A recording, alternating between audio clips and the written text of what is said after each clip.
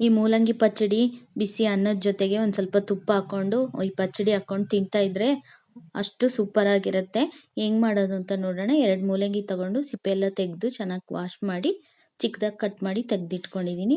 ಒಂದು ಪ್ಯಾನಿಗೆ 1 table spoon ಅಷ್ಟು ಉದ್ದಿನಬೇಳೆ, 1 ಟೇಬಲ್ ಸ್ಪೂನ್ ಅಷ್ಟು ಕಡಲೆಬೇಳೆ ಹಾಕ್ಕೊಂಡು ಡ್ರೈ ರೋಸ್ಟ್ ಮಾಡಿಕೊಂಡು 1 ಟೇಬಲ್ ಸ್ಪೂನ್ ಅಷ್ಟು ಧನಿಯಾ ಕಾಳು, ಒಂದು 5-6 ಒಣಮೆಣಸಿನ್ಕಾಯಿ, 1 ಟೇಬಲ್ ಸ್ಪೂನ್ ಅಷ್ಟು ಬಿಳಿ ಎಳ್ಳು, ಒಂದು ಅರ್ಧ ಟೇಬಲ್ ಸ್ಪೂನ್ ಅಷ್ಟು ಜೀರಿಗೆ, ಒಂದು ಸ್ವಲ್ಪ ಕರಿಬೇವಿನ ಸೊಪ್ಪು ಹಾಕ್ಕೊಂಡು ಎಲ್ಲನೂ ಡ್ರೈ ರೋಸ್ಟ್ ಮಾಡ್ಕೊತಾ ಇದ್ದೀನಿ. ಈಗ ಇದು ಚೆನ್ನಾಗಿ ಡ್ರೈ ರೋಸ್ಟ್ ಆಗಿದೆ. ಮಿಕ್ಸಿ ಜಾರಿಗೆ ಹಾಕ್ಕೊಂಡು ತರಿಯಾಗಿ ರುಬ್ಕೊತಾ ಇದ್ದೀನಿ. ಈಗ ನೋಡಿ ಇದು ಕರೆಕ್ಟಾಗಿ ತರಿಯಾಗಿ ರುಬ್ಬಿದೆ. ಈಗ ಇದನ್ನು ಸೈಡಿಗೆ ಇಡ್ತಾ ಇದ್ದೀನಿ. ಈಗ ಒಂದು ಪ್ಯಾನಿಗೆ 1 ಟೇಬಲ್ ಸ್ಪೂನ್ ಅಷ್ಟು ಎಣ್ಣೆ ಹಾಕ್ಕೊಂಡು 1-2 ಈರುಳ್ಳಿ, ಒಂದು 5-6 ಬೆಳ್ಳುಳ್ಳಿ, ಕಟ್ ಮಾಡಿರೋಂಥ ಮೂಲಂಗಿ, ಒಂದು ಸ್ವಲ್ಪ ಕೊತ್ತಂಬರಿ ಸೊಪ್ಪು ಹಾಕ್ಕೊಂಡು ಎಲ್ಲ ಚೆನ್ನಾಗಿ ಮಿಕ್ಸ್ ಮಾಡ್ಕೊತಾ ಇದ್ದೀನಿ.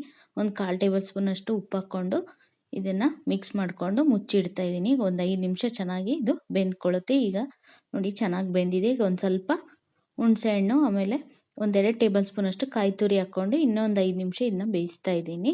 ಈಗ ಇದು ಚೆನ್ನಾಗಿ ಬೆಂದಿದೆ. ಇದನ್ನು ಮಿಕ್ಸಿ ಜಾರ್ಗೆ ಹಾಕ್ಕೊಂಡು 1 ಟೇಬಲ್ ಸ್ಪೂನ್ ಅಷ್ಟು ಉಪ್ಪು ಹಾಕ್ಕೊಂಡು ನೀರು ಹಾಕ್ದಲ್ಲೇ ತರಿಯಾಗಿ ರುಬ್ಕೊಳ್ಳಿ. ನೀರು ಹಾಕಿದ್ರೆ ಮೂಲಂಗಿಲಿ ನೀರಿನ ಅಂಶ ಇರುತ್ತೆ, ಹಂಗಾಗಿ ಅದೇ ಸಾಕು. ಈ ಥರ ತರಿಯಾಗಿ ರುಬ್ಬಿ ತೆಗೆದಿಟ್ಕೊಂಡಿದ್ದೀನಿ. ಈಗ ಇದು ಬಿಸಿ ಅನ್ನದ ಜೊತೆಗೆ ಸರ್ವ್ ಮಾಡ್ಕೊತಾ ಇದ್ದೀನಿ. ತುಂಬ ಟೇಸ್ಟಾಗಿರುತ್ತೆ ಈ ಮೂಲಂಗಿ ಪಚ್ಚಡಿ, ಮೂಲಂಗಿ ಸಾರು, ಮೂಲಂಗಿ ಚಟ್ನಿ. ಈ ಥರ ತಿಂದು ಬೇಜಾರಾಗಿದ್ದರೆ ಈ ಥರ ಒಂದು ಸಲ ಟ್ರೈ ಮಾಡಿ ನೋಡಿ. ಈ ವಿಡಿಯೋ ಇಷ್ಟ ಆಗಿದ್ದರೆ ಲೈಕ್ ಮಾಡಿ, ಶೇರ್ ಮಾಡಿ, ಮರಿದಲ್ಲೇ ಲಾಂಚು ಶಿಲ್ಪ ಕುಕ್ಕಿಂಗ್ ಚಾನಲ್ನ ಸಬ್ಸ್ಕ್ರೈಬ್ ಮಾಡ್ಕೊಳ್ಳಿ. ನನ್ನ ಮಗಳು ಗಣಪತಿ ಹಬ್ಬ ಬರ್ತಾ ಇದೆ ಅಂತ ಗಣಪತಿ ಮಾಡಿದ್ದಾಳೆ ನೋಡಿ. ಇದೇ ನನ್ನ ಮಗಳು ಮಾಡಿರೋ ಗಣಪತಿ. ನಿಮ್ಗೆ ಇಷ್ಟ ಆಗಿದ್ದರೆ ಲೈಕ್ ಮಾಡಿ. Thank you.